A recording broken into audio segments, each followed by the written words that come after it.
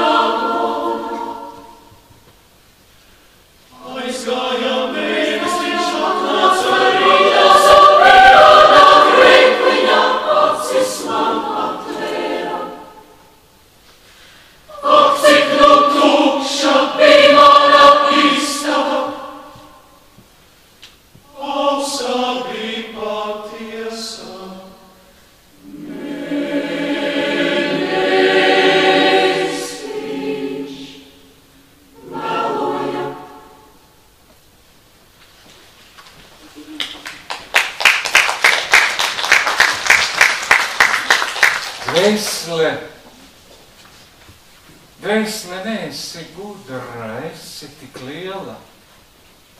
Neesi avotiņš, esi upe, teci tāļu un plūsti plaši, dzirdi puķis un zaļo zāli un lielos pulkus mājas kustoņu, kas tavus krastus sabrien dubļos. Dvēsele, neesi gudra, esi tik liela. Tavs ūdens ir bagāts, tas nomazgās visu. Tavs plūdums ir dziļš. Tā pietiks visiem.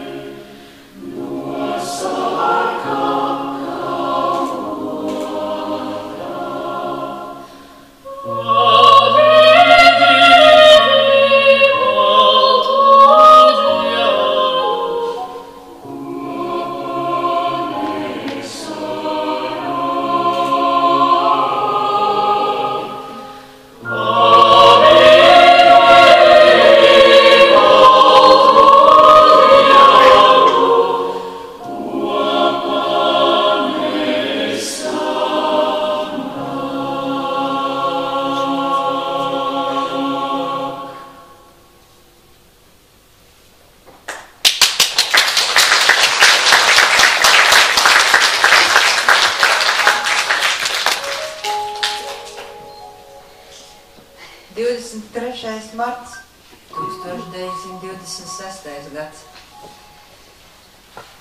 Nekad mēs neesam bijuši tik ilgi šķirti kā šos 2 gadus.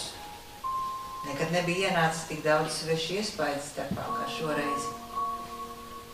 Un kopdzīve taču, kā tu saki, pastāv no paraduma, no pielāgošanās viens pie otra. Un mēs taisni otrādi atradām nost viens no otra. Līdz vasarai tu bija daudz ārpusē pārbrauc pirkus, cik laika atlika piederēja kopotajiem rakstiem, apstrādāšanai citur. Pēdējo pusgadu un vairāk mēs tikāmies vēl mazāk.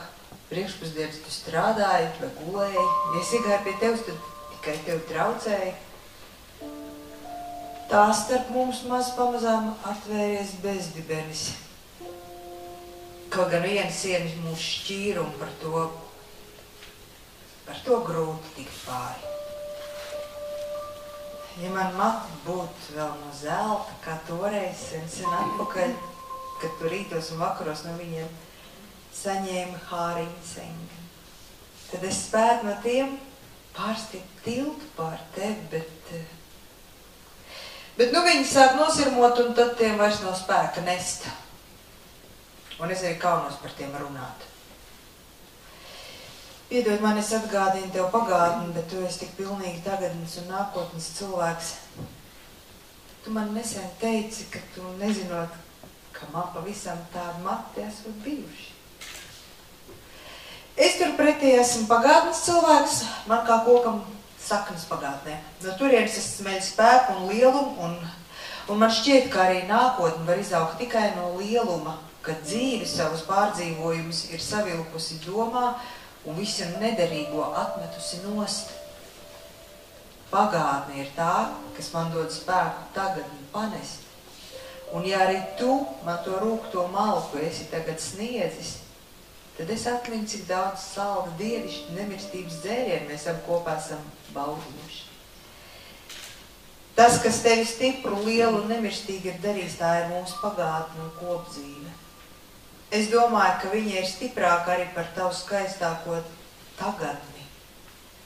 Un, kad tu atgriezīsies pie lieluma, vai no ar vecos drauziņu vai viens pats, citi ceļa uz to nav. Mēs esam pārāk organiski sauguši. Mūs ir laulājis liels laiks, zvaigznes un visa tauta.